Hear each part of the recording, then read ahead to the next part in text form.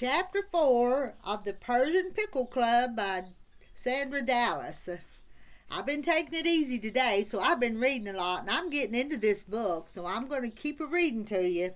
It's Chapter 4. It may be a little noisy out here. The porch is kind of pleasant, but I hear some birds, and I hear some guineas. I hear a rooster every once in a while, and cow moo. But it is what it is. I hope it's not the background noises aren't too noisy. Here we go. Chapter 4. I'd taken dinner out to Grover in the field, and we ate it sitting on a wall of the old adobe house that someone had built way back in history. The house had all but blown away, dust to dust, but then what wasn't dust in Kansas these days? We were in the shadow of a big cottonwood that must have been set out by the people who built the house. There's a special kind of man who plants a tree when he knows he'll move on before it's big enough for him to sit in its shade. Grover was that kind of man, and I told him so, but he wasn't listening to me. He was looking out across the field. I took a piece of gooseberry pie from the dinner basket and looked at it with pride before I held it out to him. The crust was golden, and the berries were as plump and pretty as jade beads. It's better than what we had at Persian Pickle yesterday, I told him. This had not been a bumper year for refreshments at club. Instead of the popcorn Rita had suggested, Agnes T. Ritter dished up tapioca pudding, and the time before that Nettie served her fruitcake, which she mixes up every few years in a 5-gallon drum. She said it would last for 50 years, and I told Ada June it had 20 more to go. The only good thing was that Nettie had soaked it in some of Tyrone's bootleg.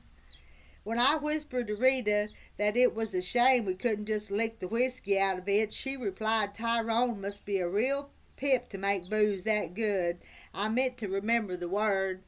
"You want this, honey?" I asked Grover, who still wasn't paying any attention to me. "Who's that coming?" he asked.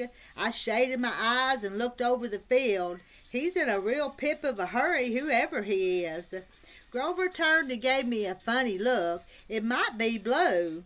The Masseys had become so much a part of our lives that it was hard to remember when they weren't living in the shack.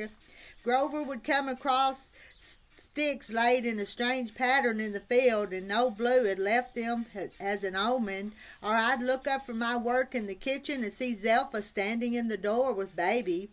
Both of them silent as Indians. Sometimes I'd come home and find an old scrap of home-dyed goods tucked in the screen and know she'd sent Sonny with it. Every now and then I caught Sonny sitting in the Studebaker pretending he was listening to the radio. At first I felt queer when these things happened, but now we were used to the Massey's ways. "Maybe he's going to let us know he found a snake up in the cottonwood," I said. Blue had told Grover that if we saw a black snake in a tree, we'd have rain in 3 days. "That's crazy. I've never seen a snake in a tree," I said when Grover told me. "You've probably never seen rain either. We've both been checking trees ever since." I moved out from under the cottonwood while I watched the man disappear into a gully. When he came out into view and started down the rise, we saw it wasn't a man at all. "It's not Blue. It's Zelpha," Grover said. "Why do you suppose she's moving so fast?" I didn't have any idea, but it couldn't be anything but trouble. So I wrapped up Grover's pie and put the dinner things back into the basket. Grover wouldn't be eating his dessert. By the time I was done, Zelpha was within hailing distance. "Hey, you, Zelpha, we're over here. Is everything all right?" Grover yelled. Sometimes Grover isn't so smart. If everything had been all right, Zelpha wouldn't have been running in the heat without her sunbonnet. "Miss Bean," Zelpha called as she slowed down. She didn't say anything more until she reached us. Then she had to catch her breath before she could speak. While she did that, I tried to think what could be wrong at the house. Then I realized she hadn't come from home, but from the direction of the hired man's shack. "I hope Sonny and baby were all right." I held out a hand to her and led her into the shade, then reached into the basket for a jar of lemonade and held it out, but she shook her head. Instead, while she gasped for breath, she picked at a thorn in her bare foot. "There's a woman come along," she said after what seemed like a long, long wait. "She's in a Model A. A skinny woman with a face like a lizard and no lips. She said to tell you to come a-running, Miss Bean. Her sister's time's come." "What's that?" Grover asked. None of what Zelpha said made sense to him, but it did to me. "That was Agnes T. Ritter. Zelpha means Rita's gone into labor," I told him. "She's early." Zelpha nodded her head up and down. "She couldn't find you at your place, so she come to the shack to ask if us'uns knew where you was. She says it's bad. I wondered if maybe that baby's sideways. I knew that happening to a woman once. I can't think who 'twas. She got bloated up when the baby wouldn't come, and screamed for 2 days and went crazy from the pain. When that baby finally got born, Granny Grace, who catched it, she couldn't save it. The woman died a-yelling, and her old man went around the rest of his life with his hands over his ears to keep out the sound. Now, what was her name?" My stomach felt queasy, and I looked over at Grover, who was pale. "There was another woman," Zelpha started, but I shook my head and pointed to Grover. Zelpha understood and didn't tell the story, but she said fiercely, "Your man ought to hear about it. Men need to know the trouble they causing us. They ought to have a baby just one time and have it through their nose, too. That'd teach 'em." Zelpha looked at Grover as if a woman's trouble was all his fault. Then she turned to me. "You tell her to be careful. I heard a bird peck at the window 3 times last night. That's bad luck for sure." I didn't hold with such things, even though Nettie and Forrest Ann swore they were true, but I shivered anyway.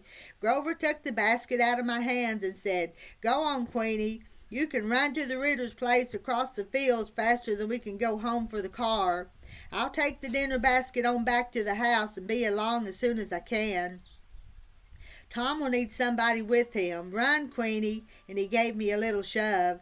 "Tell him to put a knife under the bed," Zelpha said as I started off. When I paused to ask what she meant, she called, "A sharp knife under the bed cuts the pain." I hurried as fast as I could, stopping only to take off my shoes and stockings.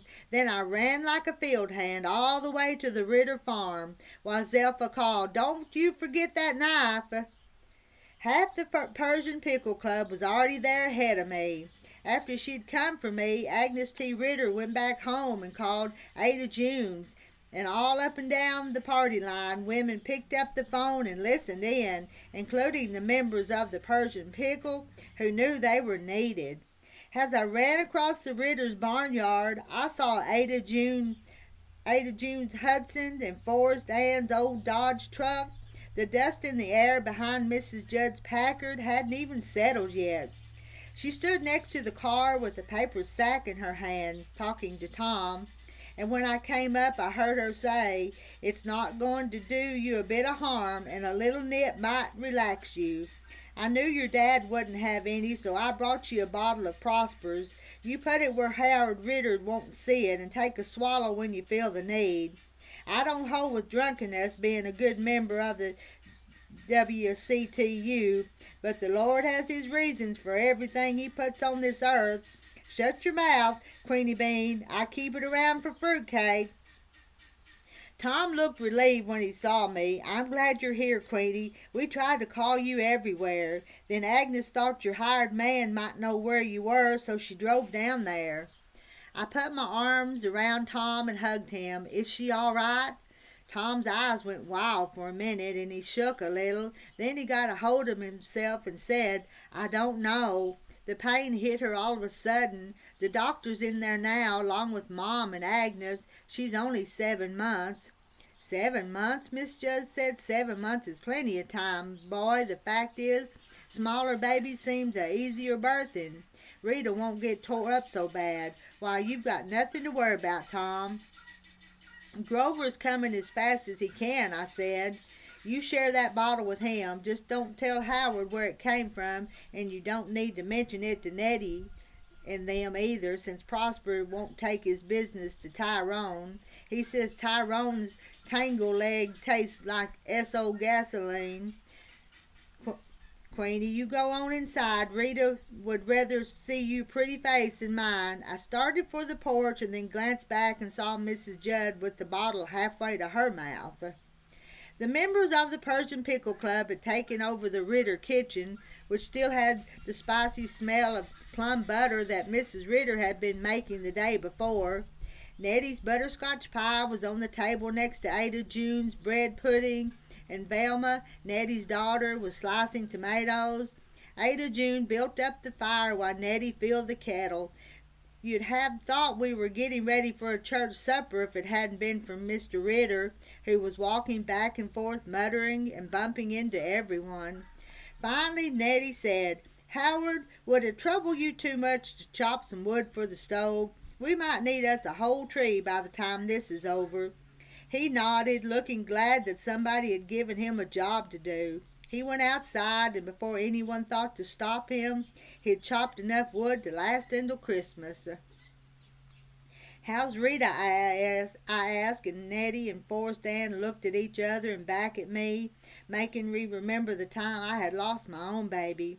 The two of them had sat with me all one afternoon, patting my shoulder and rubbing my back and feeding me bites of food that I didn't want. They had told me all the superstitions they could think of about how I'd get pregnant again in no time. Of course, they were wrong, but the doctor hadn't told me yet that he'd cut out so much of me and they made me feel better. I hoped Rita would draw strength from the Persian pickles, just as I had.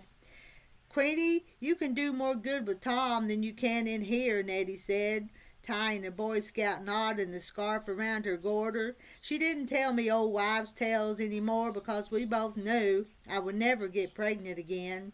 Maybe Nettie wanted me outside because she thought if I wasn't in the same house with somebody in labor, I'd forget that I couldn't have a baby myself, as if I could ever forget that.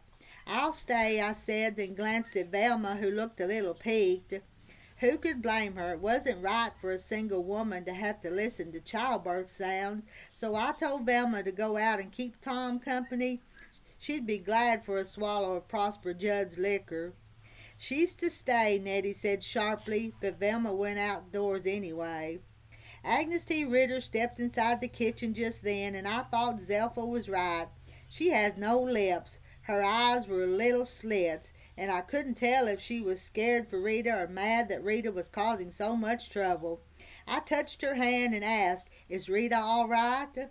Agnes T. Ritter shrugged. "How would I know? I never saw a baby born before. But I tell you this, Rita being almost as small as a midget doesn't help her any." We heard a cry from upstairs, and I bit down so hard on my lip that I tasted blood. "Is she in pain?" "Well, of course she's in pain," Agnes T. Ritter said, as if I were as much of a dummy as Charlie McCarthy.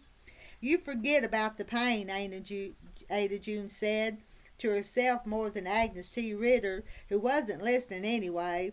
"I don't know why. You just do. Rita won't remember it." "Zelpha, the hired man's wife," I said, then stopped. I'd sound as foolish as Nettie if I repeated what Zelpha had said.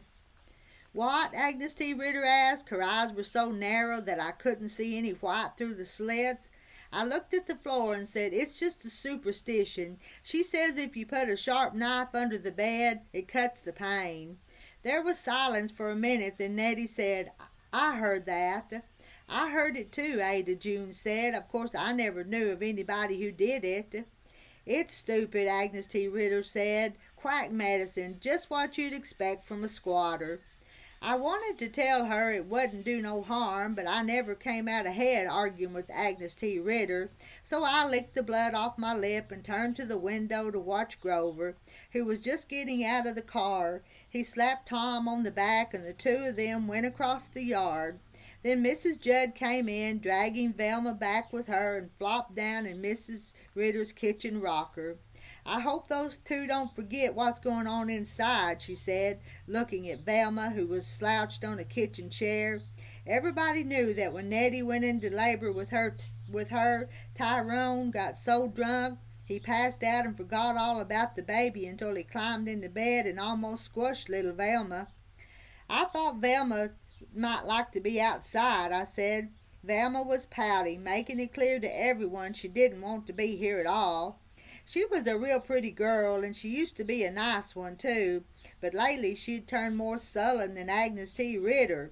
Maybe Tyrone took a strap to her. He always threatened to do that, and I didn't think either Velma or Nettie could stand up to him. I don't know anything about babies, Velma muttered. Well, I wouldn't brag about it, Mrs. Judd said, twisting her head to look at Velma. I never thought being dumb about a thing made any sense. She turned to the rest of us. It's time she knew about the wages of sin. Septima, said Nettie, Velma's my daughter. Anything she needs to learn about sin, she can learn from me. Ada June's eyes twinkled as she turned away, and I looked down at the table so Nettie wouldn't see me smile. I rubbed my hand over the worn oilcloth which had been scrubbed so many times I could hardly see the pattern of tulips and Dutch girls. The cloth was cracked in places, and the backing showed through. Did anybody brown the flour? Mrs. Judd asked. What for? I asked. To rub over the baby, of course. I went to the stove, pried off the stove lid with the lifter, then popped in a few sticks of wood to build up the fire. When they caught, I took out the skillet and poured in enough flour for a loaf of bread. At just that minute, Opalina and Ceres came into the kitchen. Opalina set down a little jar of Piccadilly. It was a joke with the members of the Persian Pickle Club. The only thing Opalina ever brought to any gathering was a little jar of Piccadilly. But that was all right with us because Opalina was a terrible cook. I wondered who on earth would want to eat Piccadilly after having a baby. Ceres put a hamper on the table and took out a bottle of peaches and another of rosehip jam. Does Ella know? She asked. Ella was the only one of us who didn't have a phone. Mrs. Judd swatted the side of her head with the palm of her hand so hard that she must have felt like she'd been hit with a shovel. She hefted herself out of the rocker. I must have left my brains on the car seat with my hat. I never thought to get her. I'll go now. Ella's never forgive me if she missed out. Mrs. Judd went outside and fired up the Packard. Ella loved babies every bit as much as I did, and it was odd that the two of us who didn't have them were the ones who wanted them the most. Since there wasn't anything left to do but wait, we unpacked baby clothes from a box Mrs. Ritter had set out, and Sarah's got the Ritter family cradle from the parlor and began scrubbing it. Look at there, she said, turning it over. It must have been made from an oats box. There's that Quaker man with his hair as long as Jesus. That's a good sign, him looking like Jesus on a box, Nettie said. We all found something to do except for Velma, and were working away when Dr. Sipes came down from Rita's room on his way to the privy. Afternoon, Forrest Ann, ladies, he said. Forrest Ann gave him a silly smile until Nettie cleared her throat and Forrest Ann turned back to the sink. The baby won't be here just yet. You can take that flour off the stove, Queenie, Dr. Sipes said. Outside, he stopped to exchange a few words with Tom and Grover, and when he came back, Forrest Ann handed him a glass of lemonade. He took a swallow and said, You women folks do all the work, and I get the credit. And send the bill, Nettie said. We heard a cry from above, and Dr. Sipes handed Forrest Ann the glass and took the stairs 2 at a time. I always liked that man, Ada June said. You always liked any man, Nettie told her. Before Bugs Inn showed up in Kansas, Ada June had had so many boyfriends that she'd had to beat them off with a stick. That's not true, Ada June retorted. There's one man I could name that I hated from the first time I ever saw him. Before any of us could reply, Mrs. Judd's big Packard pulled up outside and Ella jumped out, holding a box almost as big as she was and a bouquet of summer roses.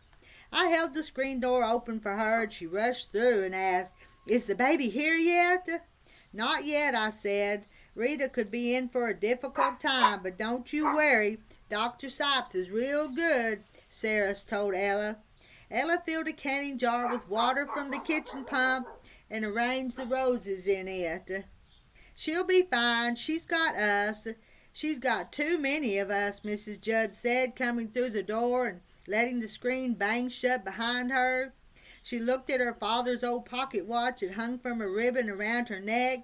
Now I'm going home, and Nettie, you better take Velma back. Forrest Ann, you go on too, even though I guess you won't be having any visitors this evening. She looked up in the direction of the sick room where Dr. Sipes was with Rita, just in case Forrest Ann didn't get her meaning. Then she looked over at the rest of us, deciding who else should go home. Opalina, but Opalina wasn't going to let Mrs. Judd order her around, and she said quickly, "If nobody minds, I'll just run along and fix supper for Anson."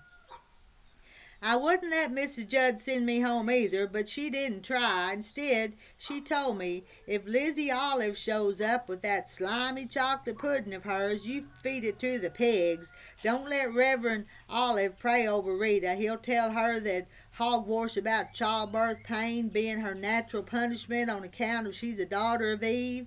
Mrs. Judd shoved her big handbag under her arm and pushed at the screen door, letting it hit her behind so it wouldn't bang. Before Mrs. Judd reached the porch, Mrs. Ritter came into the kitchen and looked around like she didn't know who we were. "It's Queenie and the Persian Pickle," I said. "Yes, of course, dearie," Mrs. Ritter replied. Then her eyes came into focus and she smiled a little. "I came for my stars, my mind's gone." She looked around the room until she spotted the tea kettle. "That's it, the water and a basin." Mrs. Ritter, the hired man's wife, said if you put a knife under the bed, it cuts the pain. I told Agnes T. Ritter, but she said it was stupid. You could try it. I don't think it would hurt anyway. Mrs. Judd, who had stopped on the porch when Mrs. Ritter came into the kitchen, opened the screen and stuck her head in. I expected her to tell me I was a fool for holding with old wives' tales. It helped with Wilson.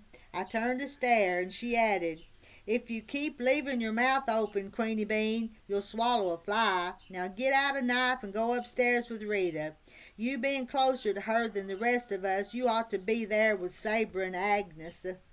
I did as I was ordered, pausing to snatch up a sharp knife and follow Mrs. Ritter up to the sick room, standing next to the doctor at the foot of the bed. He was telling Agnes T. Ritter what to do, and for the first time in her life, Agnes T. Ritter was doing a thing without talking back. I wanted to tell that to Rita so she'd laugh, but I didn't. When Agnes T. Ritter wasn't looking, I slid the knife under the bed. Then I moved around so I could stand beside Rita. I squeezed her hand and brushed back her hair, which was frizzy and damp. Little prickles of sweat stood out all over her face, so I dipped a cloth in a basin and sponged her off. "The baby's coming faster than I thought. It won't be more than a few minutes," Dr. Sipes said as Rita stiffened. I clutched her hand and made little clucking sounds until the pain passed. "That's good. That's real good, Rita. You just grab on to Queenie when you need to," Dr. Sipes said, as calm as if he was telling her how to spread chicken feed. A car drove up, and through the window I saw Lizzie and Foster Olive get out and go to the front door just like they were company. I guess Lizzie Olive had been listening in on the party line when Agnes T. Ritter called the Persian Pickle. Nobody answered the front door, so the two of them went around to the kitchen, which is where friends go when they call. We heard Reverend Olive's voice come up the stairs, although we couldn't make out the words. Then Ella said, "No, you stay away from her. We'll take care of her." Ella never talked above a whisper, and her voice was so loud I jumped. "Well, I'm glad for that," the doctor said. "I can't abide that man prattling around a sick room." The car started, and Dr. Sipes winked at me. He was a real nice man, and I wished for Forrest Ann's sake that he wasn't married to that ill-tempered woman. Dr. Sipes and Forrest Ann deserved to be together, but he was too good a man to leave his wife, so the two of them carried on, thinking nobody knew. Just then Rita cried out, and Dr. Sipes told her to push hard. In our minds, all of us pushed right along with her, working up as much of a sweat as Rita did to get that baby born. I never knew how long it took, maybe 5 minutes, maybe 30. All the time ran together. When it was over, the doctor was holding the tiniest baby I'd ever seen, scrawny like a new duck, and he said, "Why, Rita, you've got a little baby girl." Now that her job was over, Rita closed her eyes. At first the tension went out of her, then her knees shook, and the shivering moved all over her body. Although the room was as hot as the kitchen, Agnes T. Ritter put a blanket over her. "Oh, the flower," I said. "I'll get the flower," and I hurried down the stairs. "It's a girl, a fine baby girl," I told the women in the kitchen. They'd known the baby was coming when I went upstairs, so they'd stayed right there instead of going home. "Is Rita all right?" Ella asked. "Why, she's fine," I told them, "I think," but I wasn't so sure of that. I grabbed the flower and rushed back to the sick room. Rita was asleep, and the doctor was working over the baby, who lay on a clean towel on the dresser. "How is Rita?" I asked. Dr. Sipes didn't look up from the baby. "Rita'll be fine, but I don't know about the baby." "She's a muley little thing. She doesn't have a chance," Agnes T. Ritter began, but her mother interrupted her. "Somebody better tell Tom he'll want to be here. Go get him, will you, Queenie?" Her face was damp from tears of perspiration.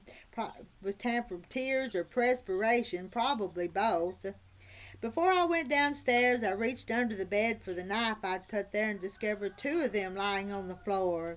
I never knew who left the second one, but I know it wasn't Mrs. Ritter because she hadn't brought one upstairs with her. I slipped both of them into my pocket and set them on the kitchen table on my way outside. I told Tom he had a daughter and sent him up to see Rita, but I stayed outside and put my head on Grover's shoulder. "It's too little. It doesn't have a chance," I cried.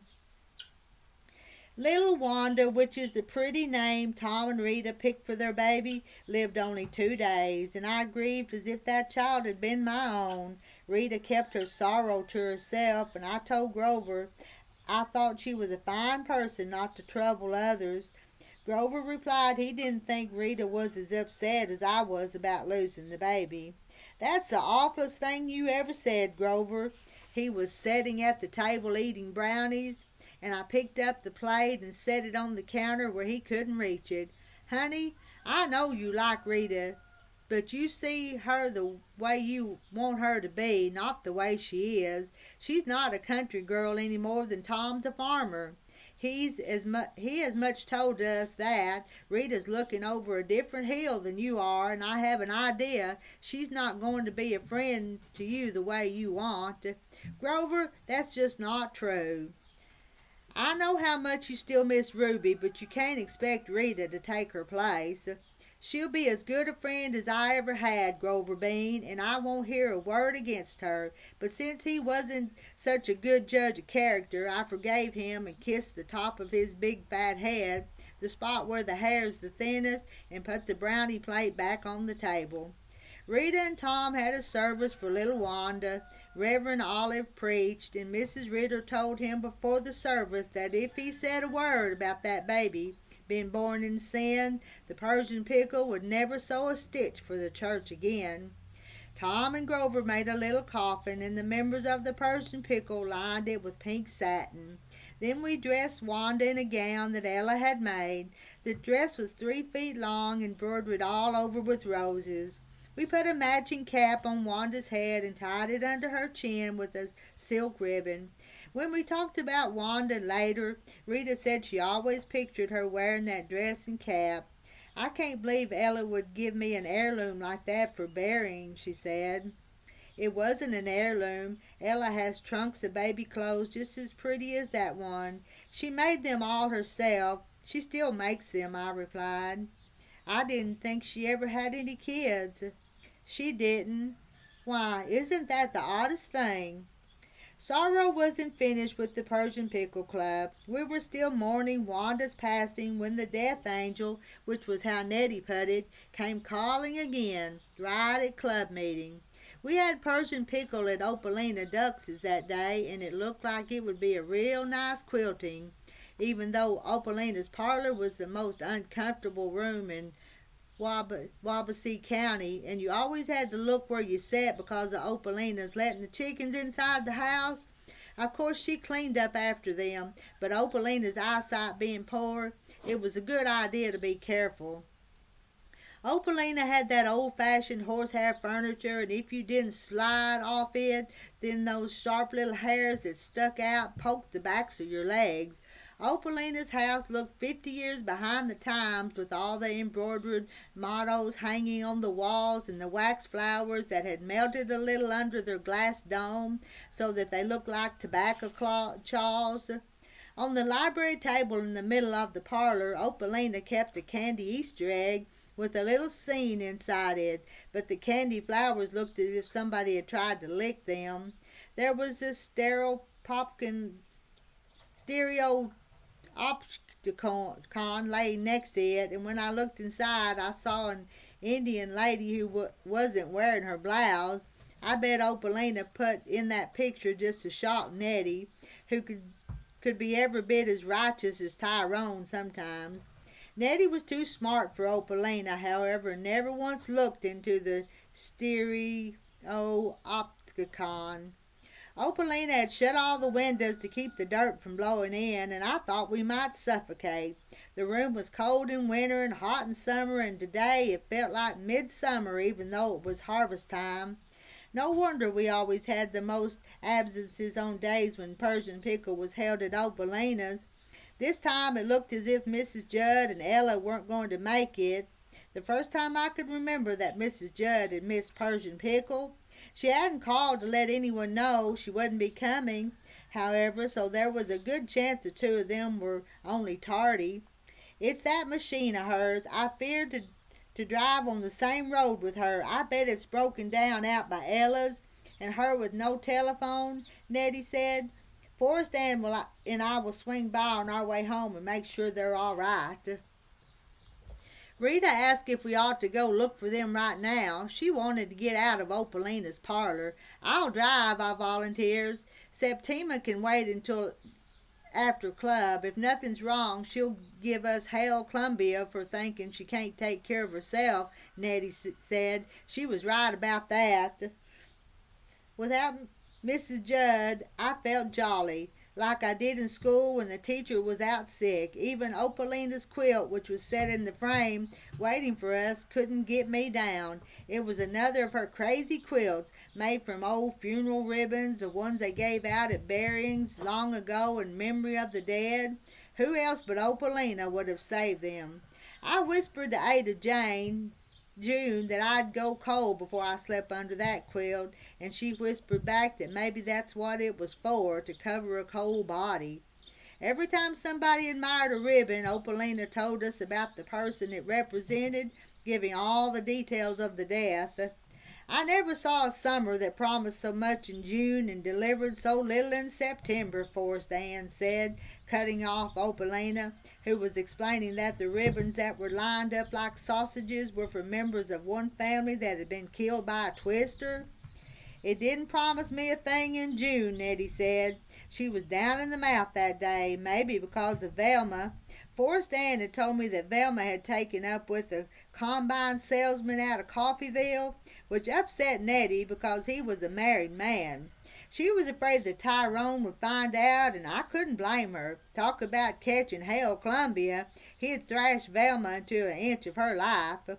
Would you like to read, Queenie? Opalina asked. The only book in Opalina's house was the Bible, and I did not want to read Scripture. The last time I did, Opalina had me read the Begats in Genesis. Oh, let's not. Let's just talk and tell Mrs. Judd when she gets here that we've already read.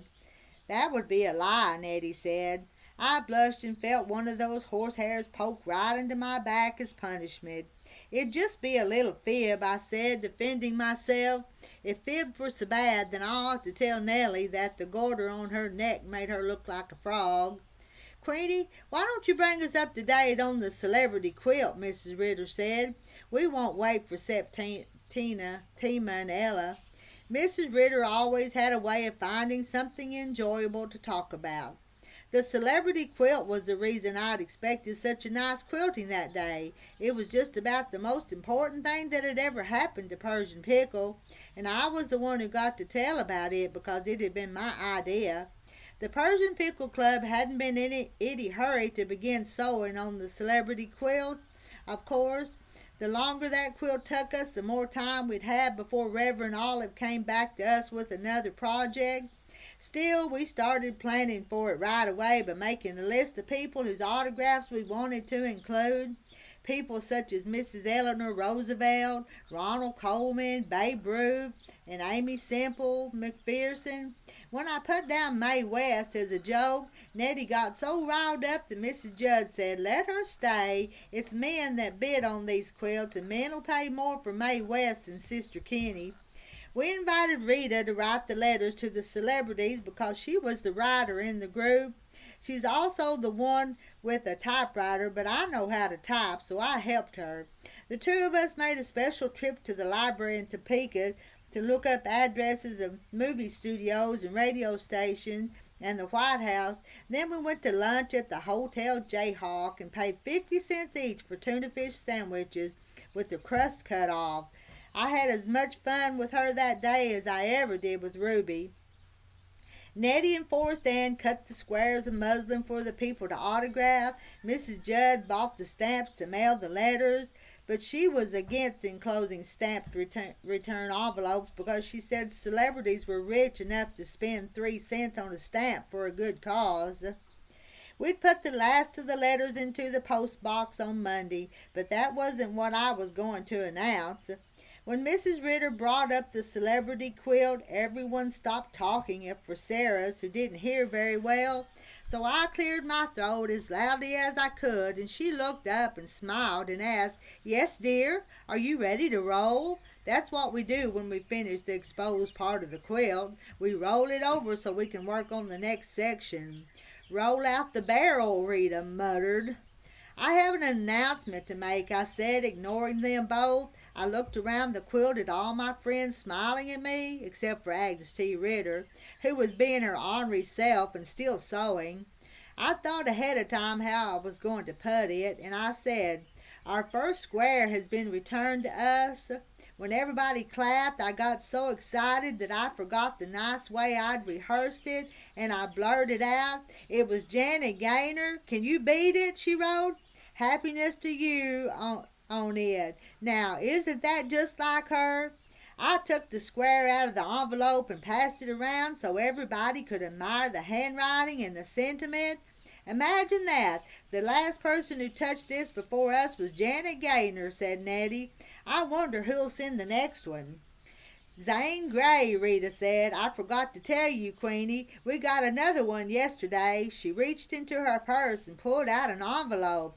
"Look at there. He drew a dog on it," Ada June said when Rita handed her the muslin. "That's not a dog, it's a coyote," Agnes T. Ritter said, peering across the table at it. "How can you tell?" Ada June asked.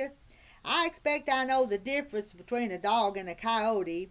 Maybe Mr. Gray does it," Miss Ritter put in. "Rita, do you want to tell the rest of the news?"